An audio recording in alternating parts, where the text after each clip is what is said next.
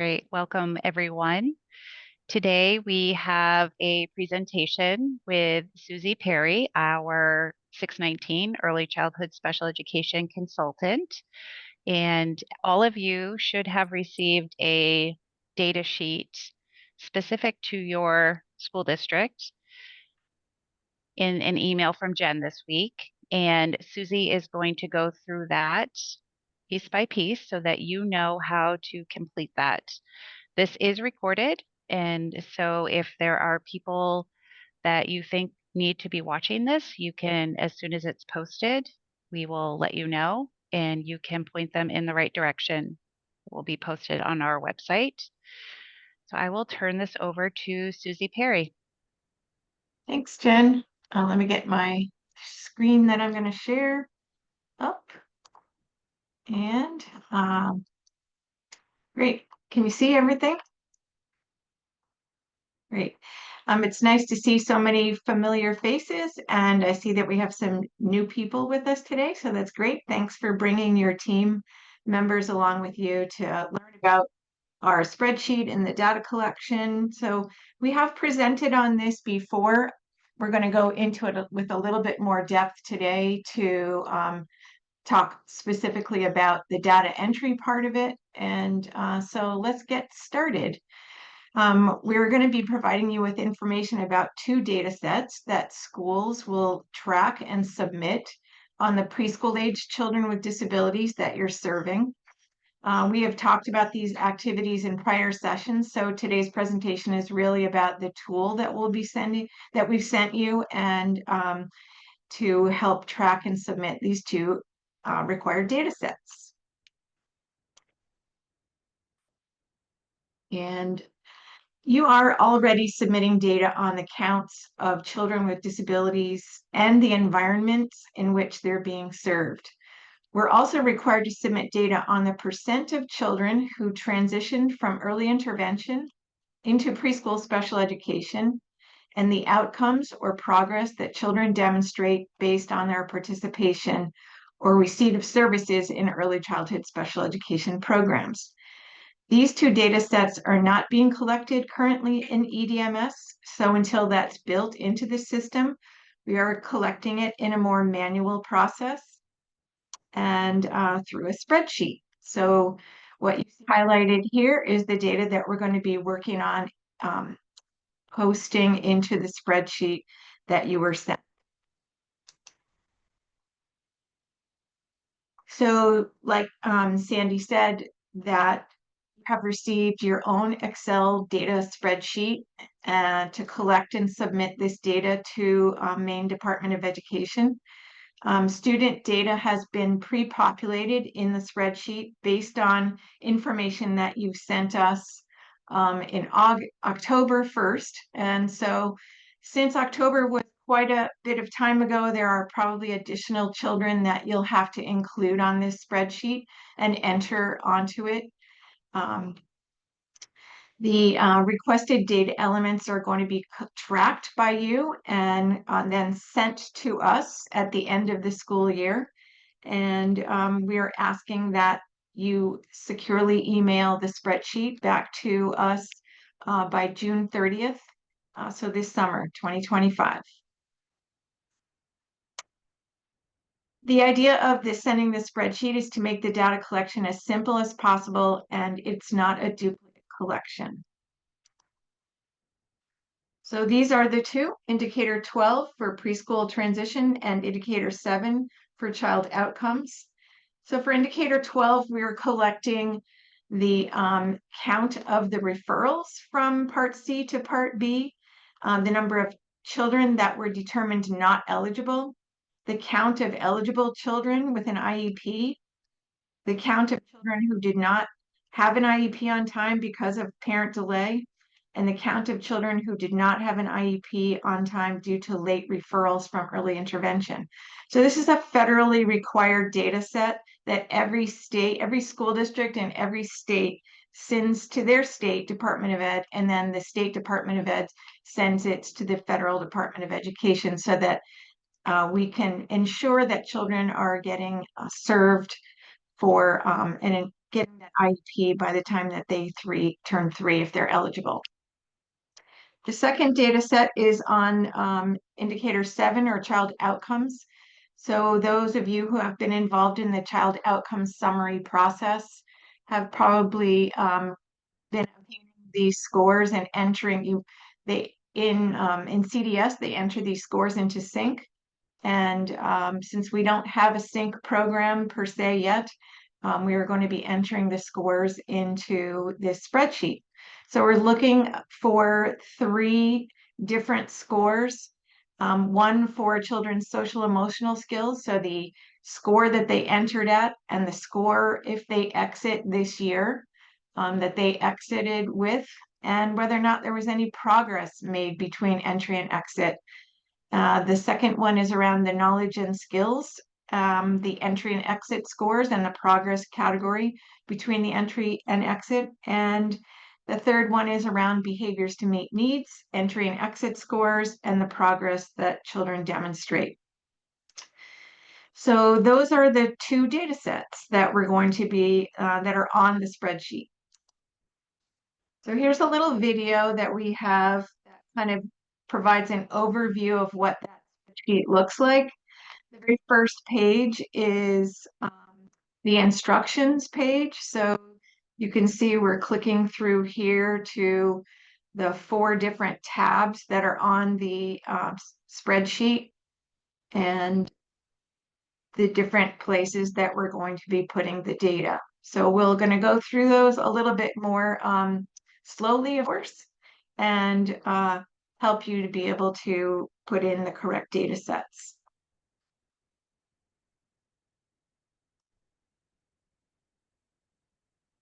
So there's 4 tabs, like we said on the spreadsheet. The first one was the instructions. The second tab on the spreadsheet is called the child roster.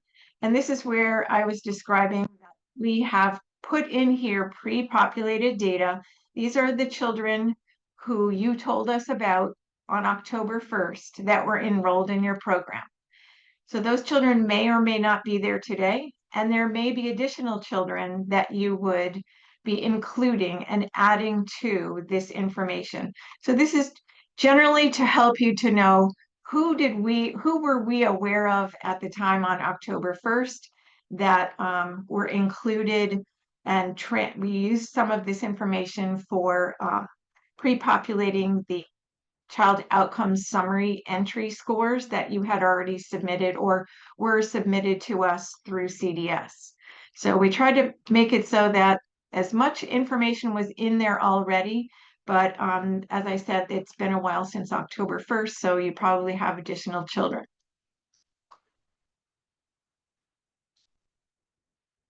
The third tab is on transition from early intervention. So when we have children who are attending CDS's Early Intervention for Me program, they are ages 0 to 2. And when they leave early intervention, we need to have timely transitions. The federal regulation is that we have timely transitions into preschool special education for all of the children that are eligible. So you're going to be getting a notification from CDS telling you about the children who are potentially eligible for preschool special education. So upon receipt of a referral, we call that a referral, it's a notice saying that this child is potentially eligible and treat them as an initial referral. You're going to be getting information about the child's name, the child's birth date, the child's address, and I think I have it written on here somewhere else, specifically what information that you're going to be getting. But once you get that transition notification, you're going to enter that information onto the spreadsheet. And we're going to be looking for things like the transition conference date, whether or not the child was eligible or not eligible for special education, the IEP date, and any reasons for the delay in the child not getting an IEP by 3. And that information is used to calculate the percentage of children who had an IEP by 3 years old.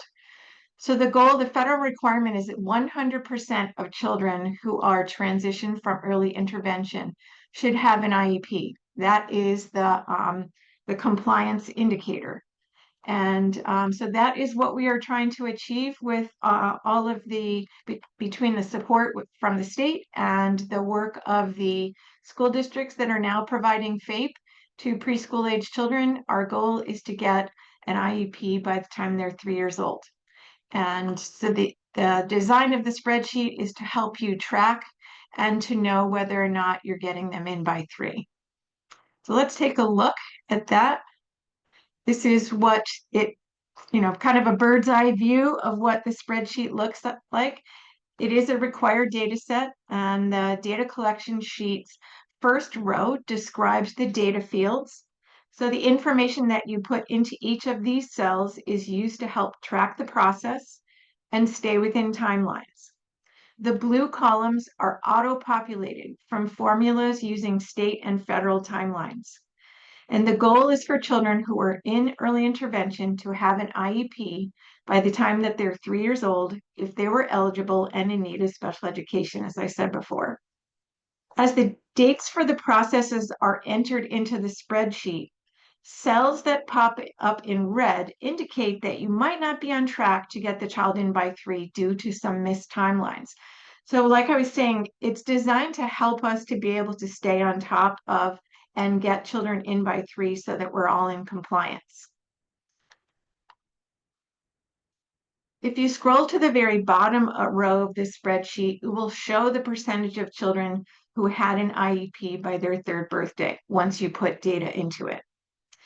As children are referred to you, you're going to be adding them to this sheet and to help with tracking the timelines by adding their names, their birth dates, the date of the referral, date of the evaluation, the date of the transition conference, that kind of thing. So let's take a little bit of a closer look at some reasons why the text might turn red. That when any cell turns red, it's giving you a heads up that timelines are not being met. And it's designed to help you to get children in by 3. So for example, if a child is referred late to the district, the text turns red because the LEA will have a shorter time to complete the evaluation and IEP activities. Federally required timelines are in place for holding a transition conference, for determining eligibility, and writing an IEP.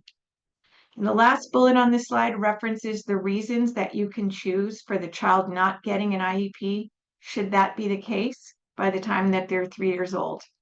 Some of them are allowable, and some of them would indicate non-compliance with this requirement. So let's take a minute. We have some scenarios. Let's take a minute to look at our scenarios.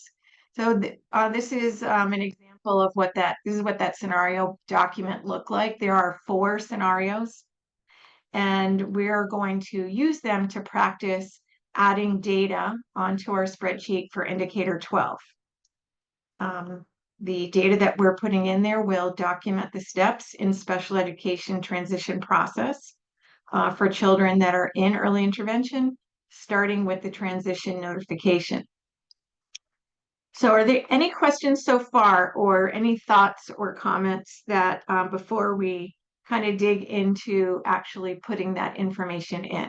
Does everybody have, you're not going to be having to type any data in today. We thought about that, but we thought what might be better if we just sort of showed you an example of putting information on the spreadsheet and then looking at it popping up. But I think we've pre-populated the spreadsheet in this example for you today so that we didn't have to waste a lot of time with the typing part of it. So are there any questions, Sandy, or anybody that you see in the chat that anybody wants answered so far? Are we all good? No questions yet, other than RSU 13, and I think we have taken care of that. Okay, awesome. Thank you.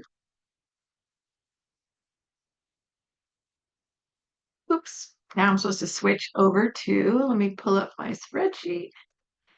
Let's see here.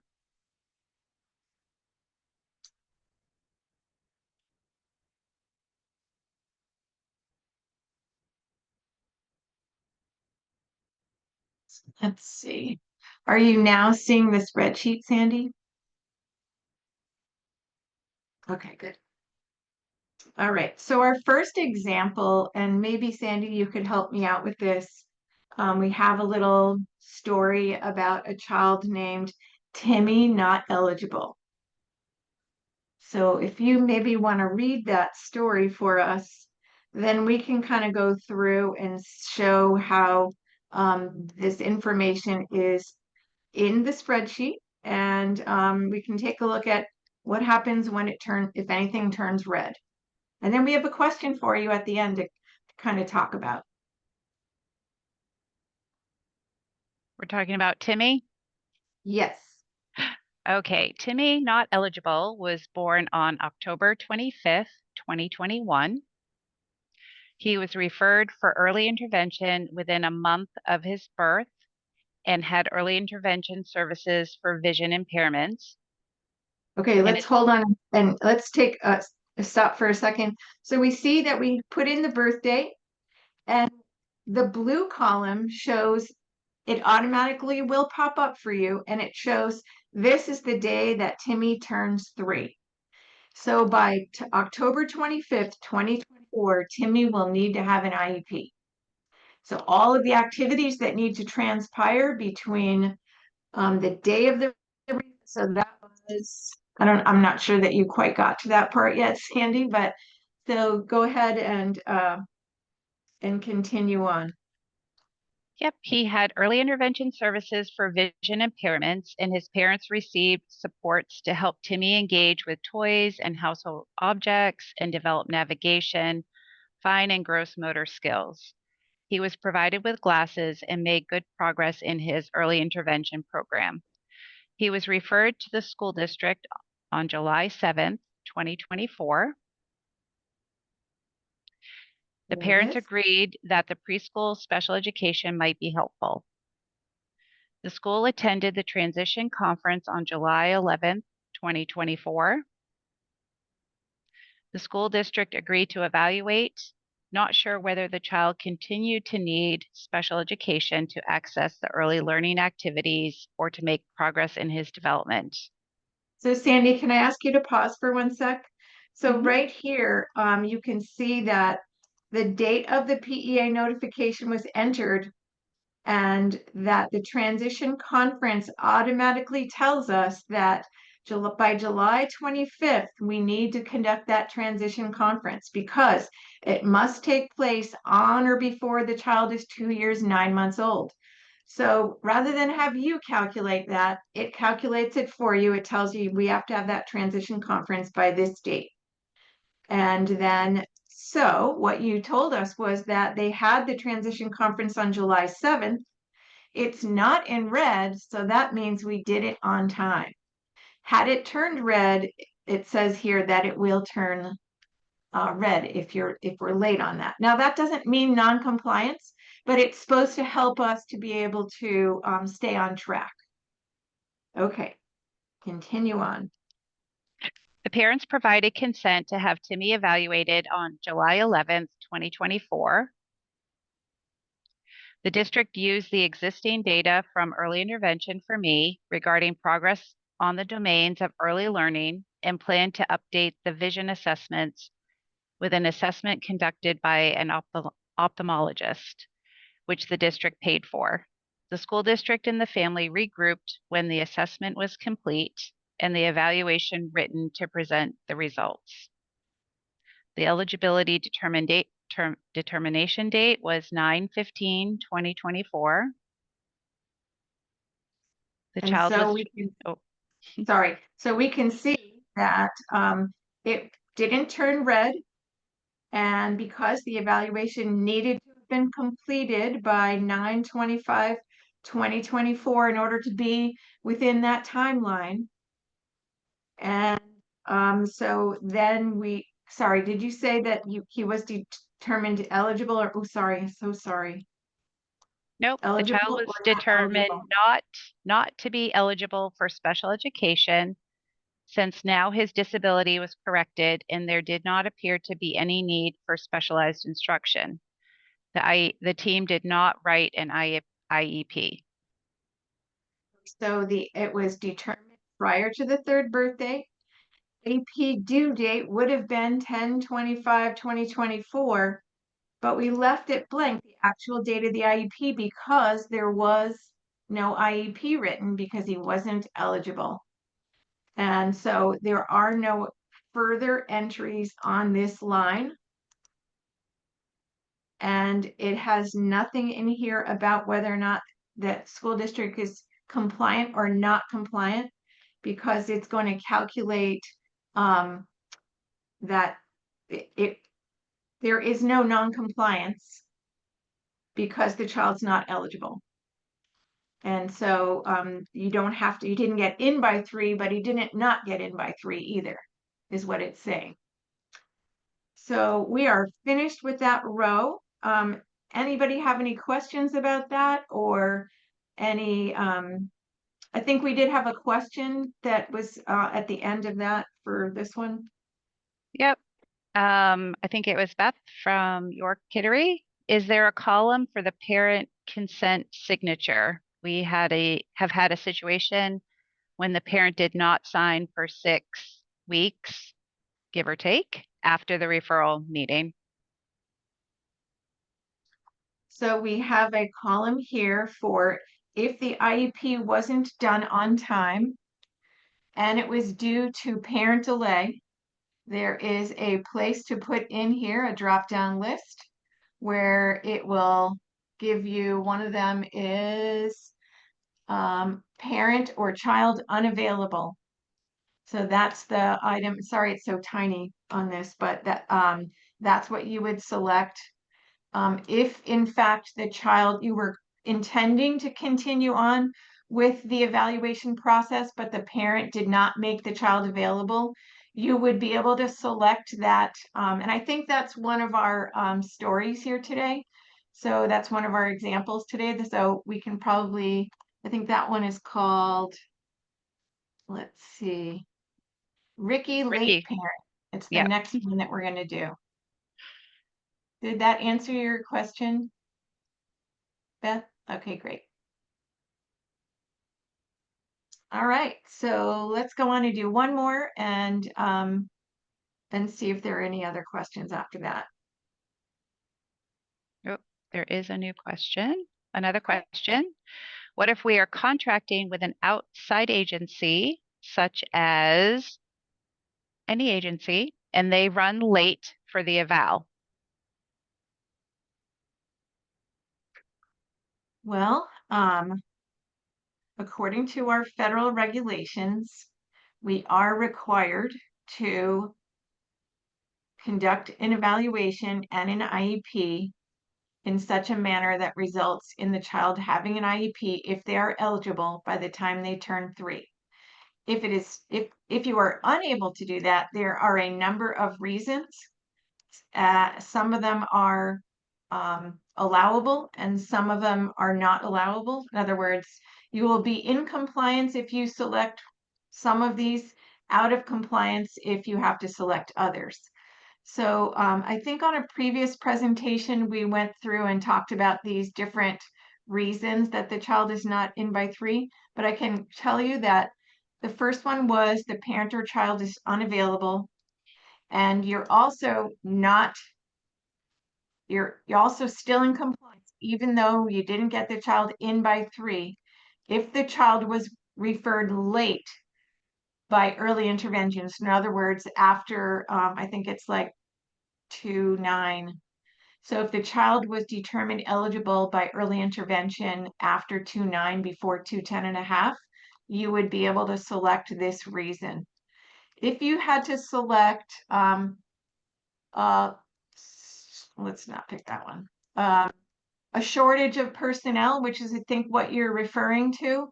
See how it turns red? A shortage of personnel is not an allowable is not an exception to the regulation for getting the child in by 3. So you would have to choose shortage of personnel, and then you would have to, it'll show up as non-compliance. Then you will say how many days late it is, and any notice, you can put notes or comments in here for, what happened, and so you can keep track of, what some of the barriers are to getting kids in by 3. And Beth has raised her hand. Beth? Sure. I was just wondering if you could, so that one's not a shortage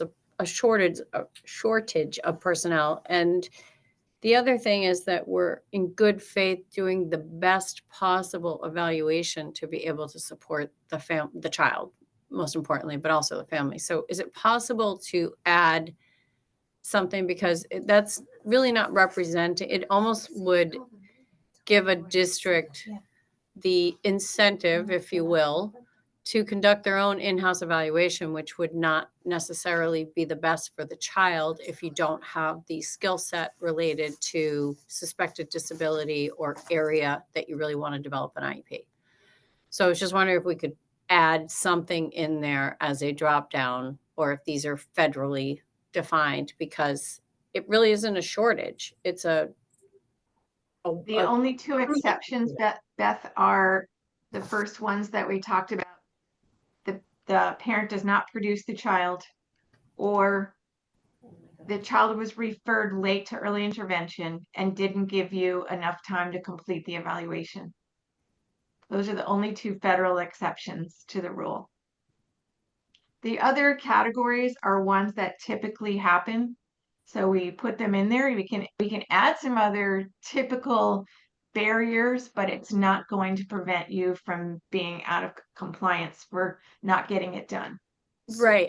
I'm not as worried actually about the out of compliance if we're talking about meeting within a matter of days with excellent information to make the best programming decisions for a child. My goal in this is to do right by children. So I just wish that we had a drop down to indicate, so that also even for our own tracking, we can support that process moving forward, because it really isn't a shortage. It's a really good, and I see somebody said use the note section. It's fine. We'll document it.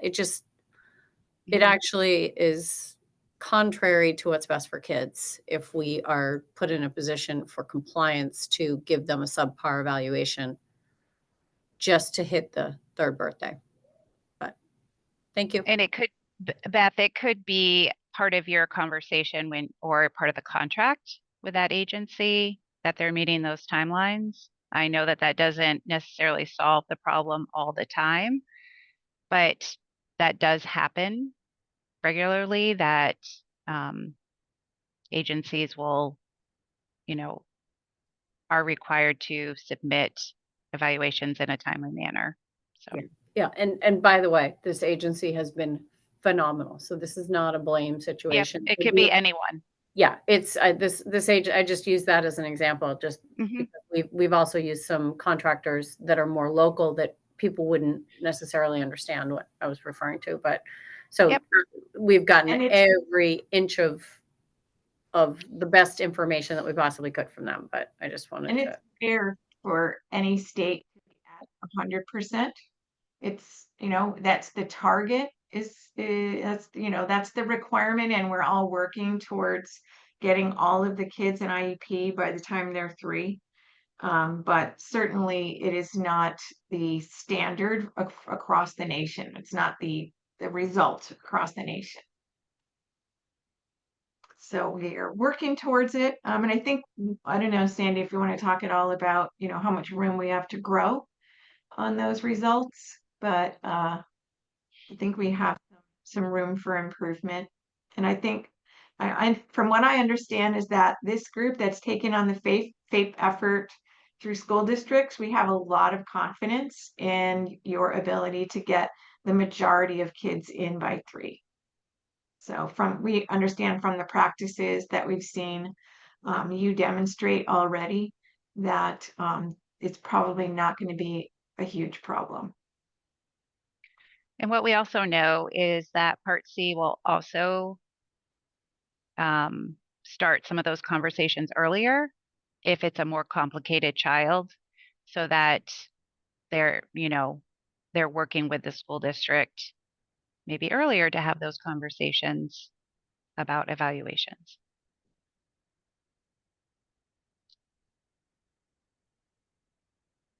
So we have three left: Ricky late parent, John on time, and Mary no staff. So however you would like to proceed with any one of those, roll the dice or just go right down the line. Let's do Ricky late parent. Okay. All right. Ricky late parent was born on October 25th, 2021. The service coordinator notified the district about the transition on August 25th, 2024. So we see this turned red. So there's a problem with the notification of this. So they're supposed to notify the district if the child, by the time the child turns 2 years, 9 months. So apparently they did not. Let's find out the reason. Okay. This was after Ricky was 2 years and 9 months old. So there was already a concern about how much time the district would have to conduct the assessments and determine eligibility for preschool special education. The district contacted the Maine Department of Education Office of Special Services and Inclusive Education to let them know about the late referral.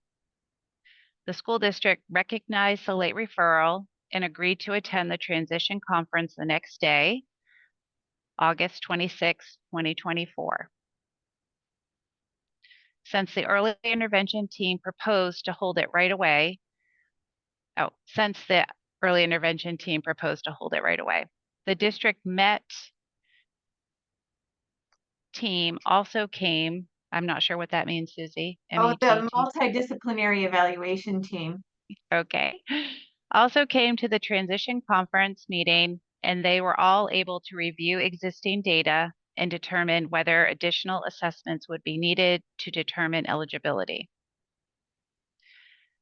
The early intervention team provided recent assessment data, progress data, and had just updated the IFSP. So there was documentation of the child's performance. However, the MET team believed that the assessment of the child's communication skills were needed to better discern the category of eligibility. The parent consented to the evaluation on 8/26/2024. The parent had difficulty bringing the child to the scheduled communication assessment date and it was rescheduled 2 times. As a result, the evaluation eligibility was completed on 10/1/2024. Ricky was determined eligible on that date. There were, however, only 24 days left to develop the IEP prior to Ricky turning 3. And they did not have the full 30 days that should have been allowed. So the team had to work fast. The IEP was scheduled to take place a week prior to Ricky turning 3 on October 18th. However, the parents did not show up for that meeting. The team tried to contact the family multiple times and in multiple ways, by phone, email, and even a visit to the house. Finally, the parents were contacted and the IEP was held on October 30th, 5 days after Ricky turned 3. The reason the child was not in by 3 was parent unavailability.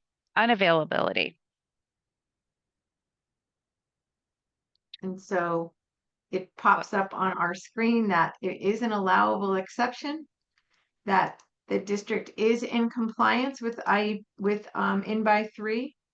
And there was, whoops, oh, I'm so sorry, I'm not doing this right. Go over here. And some notes are over here. It says that contacted by phone on 10/25 and 10/26, contacted by email, scheduled the team member to visit, but the parent agreed to reschedule the IEP.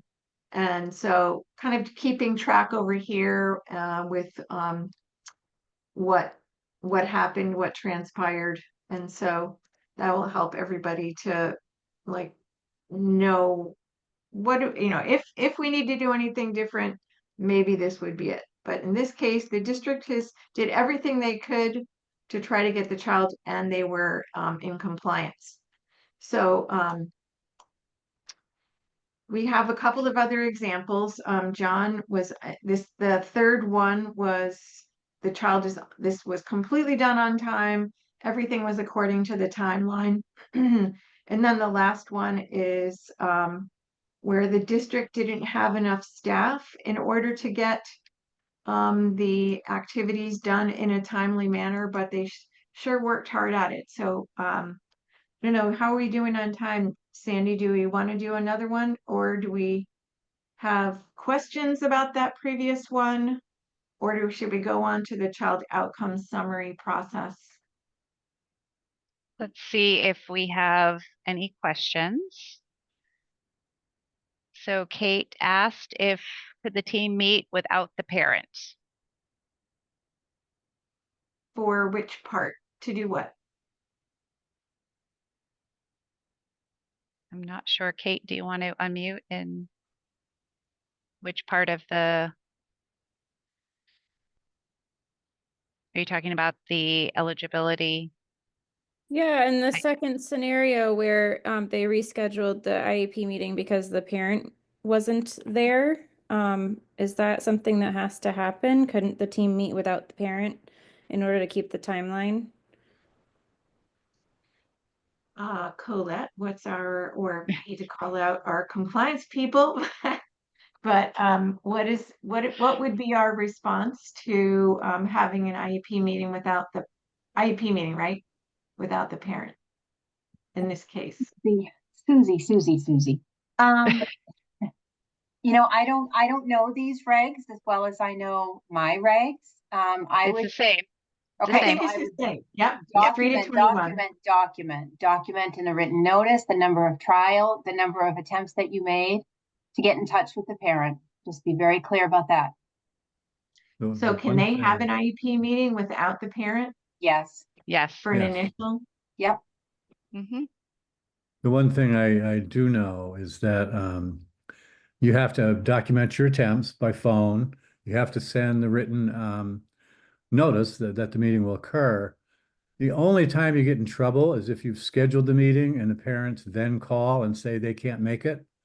In that case, you have to make a good faith effort to reschedule, but you can absolutely 100% have an IEP meeting as long as you've made at least 3 efforts, including 1 written invitation. And you can have the meeting without the parents. A lot of times we've done that and then called the parents and had another meeting when they were available or explained it over the phone to them. But yeah, compliance was big for us. So we went ahead with the meeting because the meeting was about the child.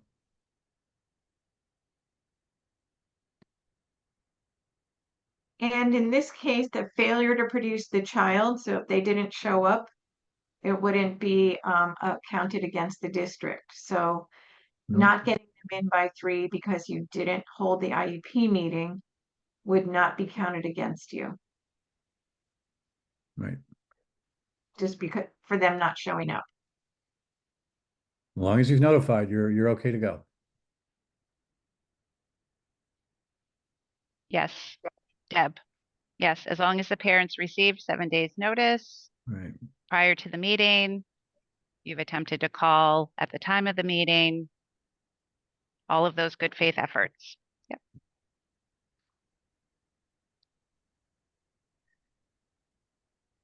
Any other questions regarding this part of the data collection sheet?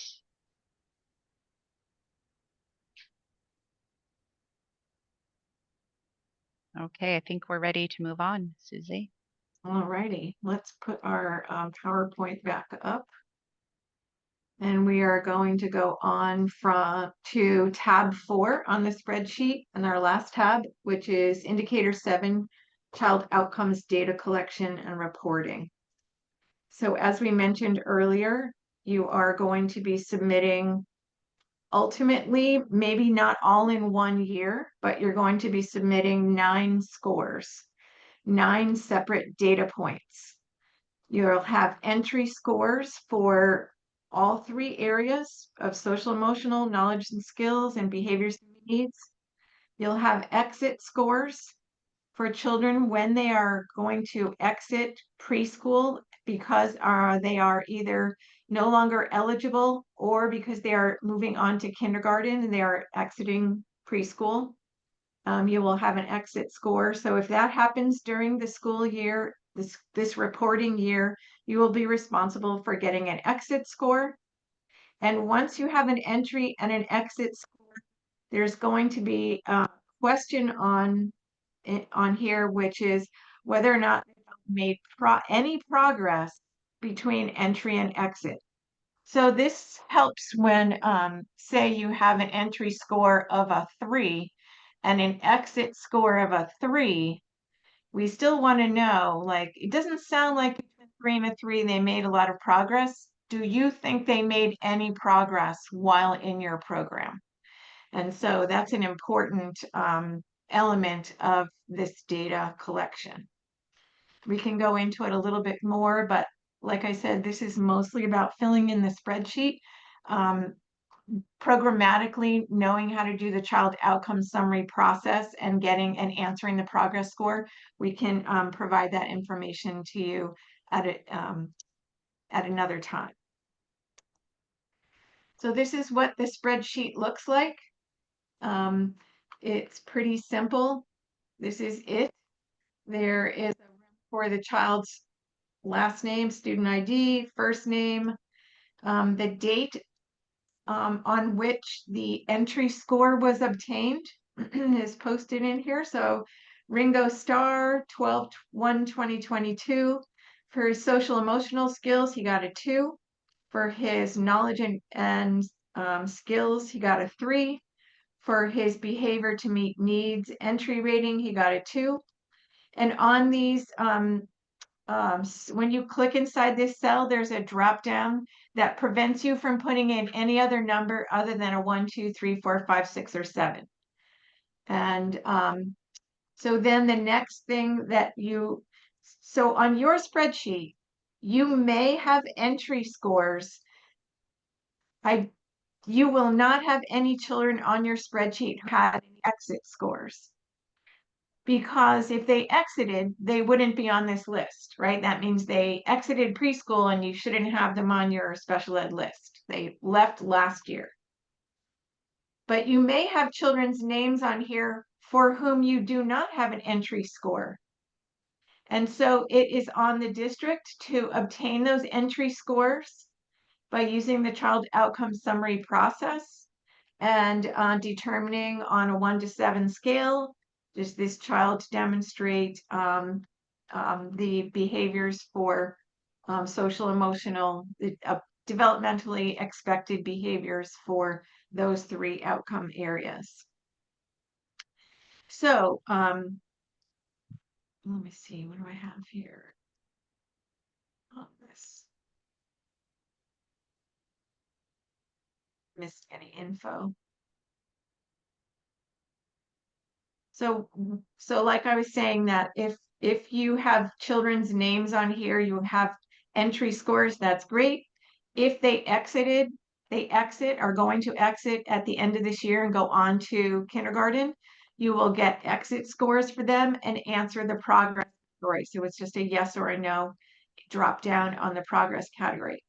If you have children who have no entry scores on here, if they are enrolled in your program, we need to obtain those.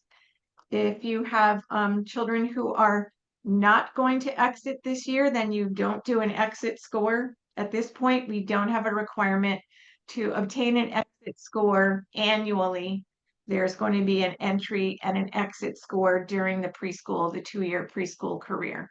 Other states, they do collect interim scores to support, if a child should move, then we have the entry and the exit scores that we need to submit to the federal government that because the child was enrolled and exited during the year. So entry and exit and progress category scores, are there any questions about that?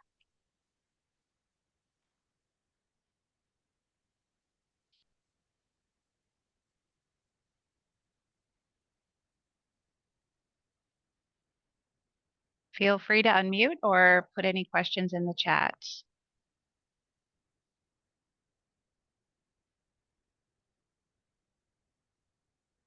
And then I think our last slide is really just looking at the data collection timelines.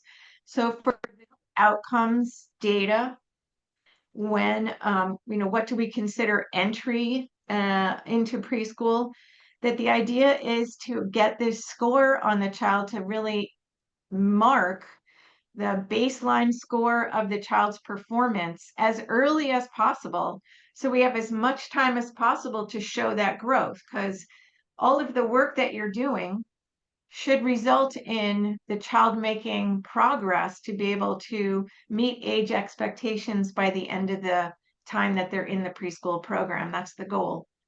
And so if we get the score on entry as soon as possible after eligibility, so that that baseline is determined, it gives us the maximum amount of time for development and instructional progress to be shown.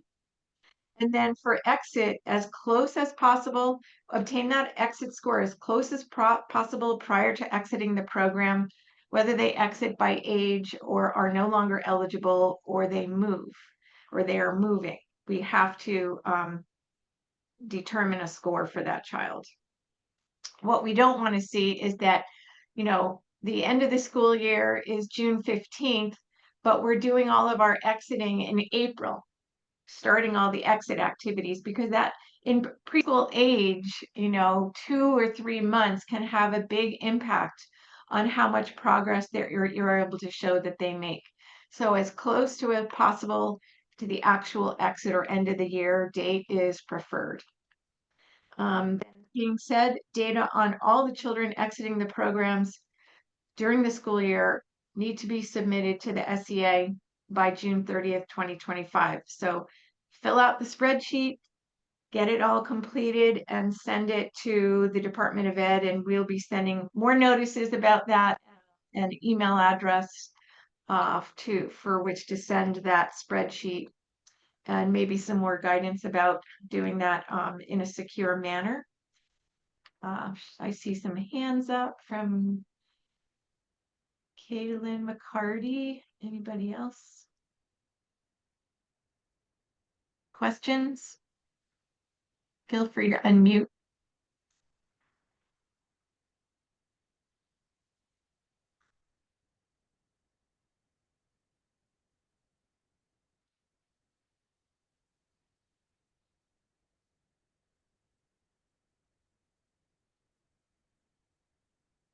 Did she put it in the chat or anything, Sandy? Her question, it looks like she had a question. Maybe it was from before. Not sure. No, but there was another question sent to me about the coast. And so what we can also do is send everyone the link to the recording where we did the coast training and the little handout sheet that goes through the scores on 1 through 7. Yep. Katie, are you able to unmute and ask your question?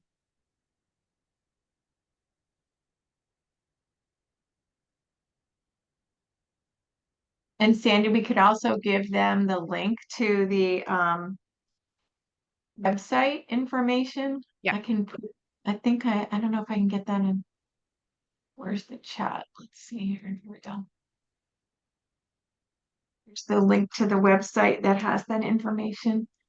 It's called the Child Outcome Summary Process. Has all of the info that Sandy was talking about, but we will also send it along.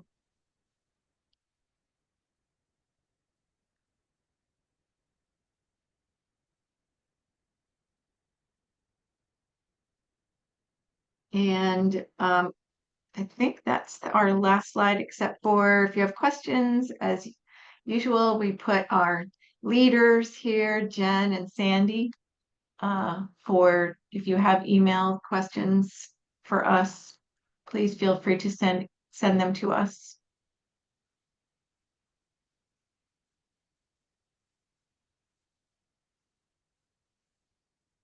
At any time, if you have questions about, or if the spreadsheet's not working, we're ready, willing, and able to support you in any way that we can to help gather this information.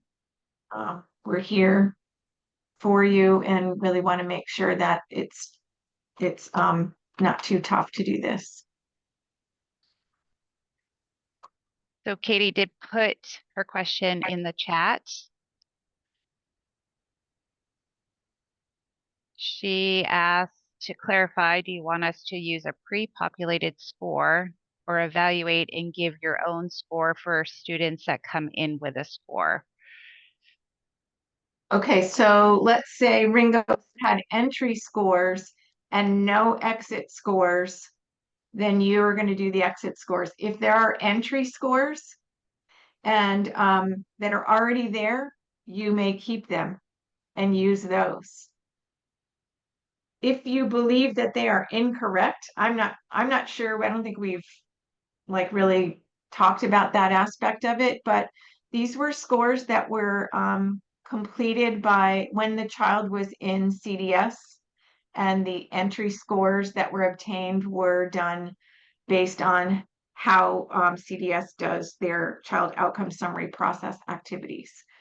So I would say that, you know, they're probably reliable and you can just keep them, use the ones that are there. If there isn't one there, then we need to get it. So let's say George Harrison had no scores here at all, but he was enrolled, then we would have to get scores for him.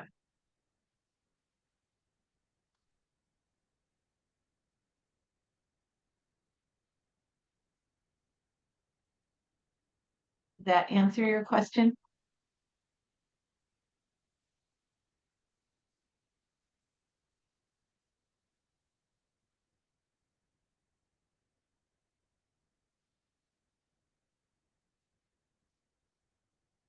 Like I said, please give us shoot us an email if you have questions.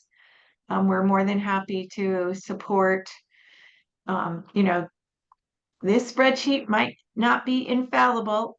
You know, I've checked it a million times to make sure that it's, you know, working, that it's correct, that it's helpful. But, you know, you're helping us do the beta testing for it as well. So appreciate, you know, any feedback that you have about, you know, ways to make it better, ways, and like we said, next year we're anticipating that this data collection will be integrated into the data collection that you're already doing in through EDMS. Is that right, Sandy? Yes, potentially. Yeah, we're working on that. Yep. So you don't have two separate ones. We will also check in with school districts when we have our monthly MOU meetings. So do not worry, we will do our best to support you if, as you are attempting to fill this out, you run into any glitches or have questions. Mm-hmm. Well, Okay. thank you for participating today, and we will talk with you in 2 weeks again or at your Yes. MOU meeting.